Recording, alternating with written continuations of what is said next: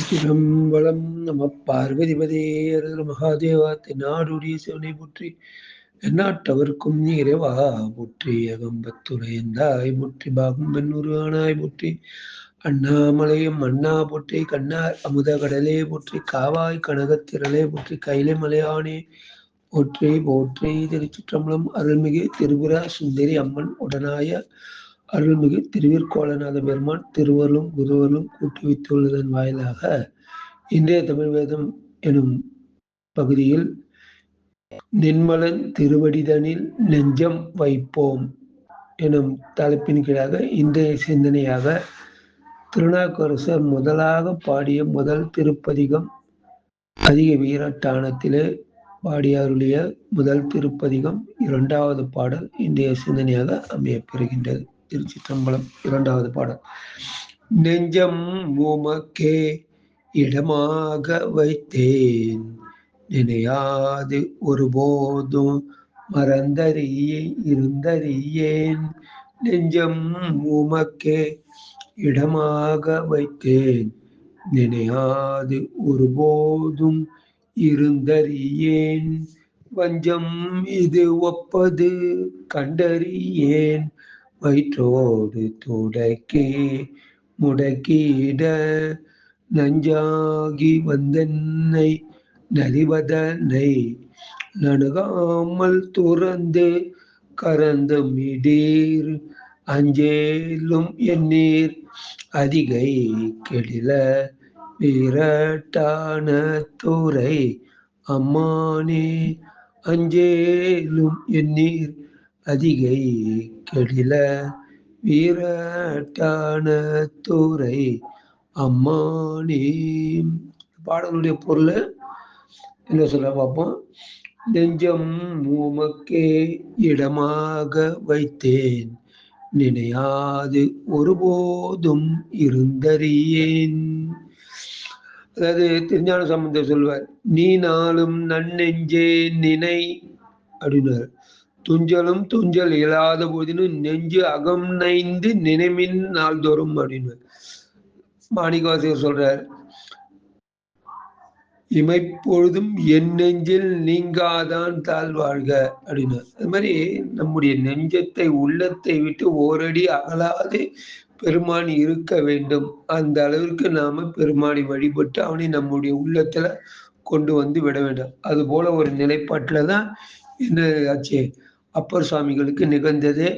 அந்த சூளை நோயினால என்ன ஆனாரு, அதிக வீரட்டானம் எழுந்தருளி பெருமான் முன்னின்று இந்த பதிகத்தை பாடும்பொழுது பாடுறார். நெஞ்சம் உமக்கே இடமாக வைத்தேன். திருவதியில கடில நதிக்கரை வடகரை வீரட்டானத்தில் எழுந்திருக்கின்ற பெருமானே, அடியனுடைய நெஞ்சத்தை உமக்கே இடமாக வைத்தேன். இந்த உள்ளம் வேற யாருக்கும் இடமானது கிடையாது, உங்களுக்கு மட்டுமே இடமானது. என் நெஞ்சத்தை உங்களுக்கு இடமாக வைத்து விட்டேன் அப்படின்ற சொல்லிட்டு, வஞ்சம் இது ஒப்பது. இங்க வஞ்சம் என்று சொல்லு என்னன்னு கேட்டா சூளை நோயை குறிக்கும். வஞ்சம் இது ஒப்பது கண்டறியேன், வயிற்றோடு துடைக்கி முடக்கியிட அப்படின்ற. இந்த சூளை நோய் என்பது இதுவரைக்கும் நான் கண்டதே கிடையாது.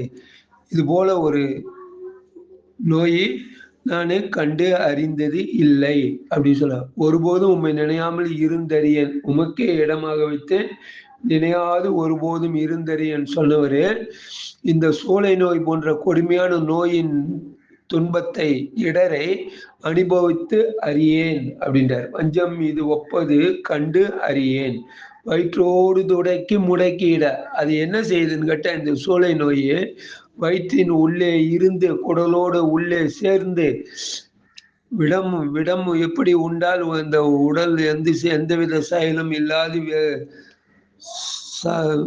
சவம் போன்ற ஒரு நிலைக்கு சென்று விடுமோ, அது போல இந்த நோய் என்ன செய்யுதுன்னு கேட்டா, எந்த செயலும் குடலோடு உள்ள சேர்ந்து எந்த செயலும் யாதொரு செயலும் என்னால் செய்ய முடியாமல் முடங்கி கிடக்கும்படி நெஞ்சை போன்று எனக்கு வருத்தி கொண்டிருக்கிறது அப்படின்றார். நஞ்சாகி வந்து என்னை நலிவதனை, எந்த ஒரு செயலும் செய்யாமல் முடங்கி கிடக்கும்படி என்னை செய்கின்றது.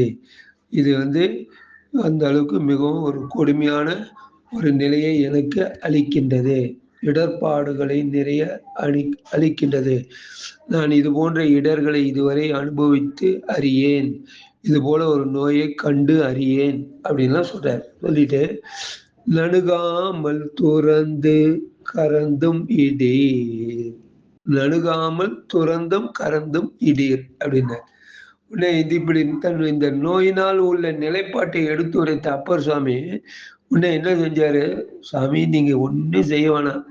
என்ன செய்யுங்க, இந்த நோயானது கொடிய நோயானது நணுகாமல் என்னை பற்றி இராமல் என்னை விட்டு நீங்கும்படி செய்யுங்க அப்படின்னார். துறந்து, அதாவது துரத்தாமலும் இந்த நோய் என்னை மீண்டும் துரத்தி கொண்டே இல்லாமல் செய்யுங்க, என்னை பற்றி கொள்ளாமல் செய்யுங்கள் அப்படின்னு சொல்லிட்டு, கரந்தும் இடீர் மறைத்து அருளுங்கள். என்னை பற்றாமல் இந்த நோய் என்னை மீண்டும் துன்பத்திற்கு கொடுத்து என்னை துரத்தாது அதை மறைத்து அருள் செய்யுங்கள் அப்படின்ற. மறைத்து அருளுங்கள் அப்படின்ற. அஞ்சேலும் எண்ணீர் அதிகை கெடில வீரட்டான துறை அம்மானே நும் செயல்தான் அஞ்சேல் என அபயமும் அளித்திலீர் என் செய்வேன்.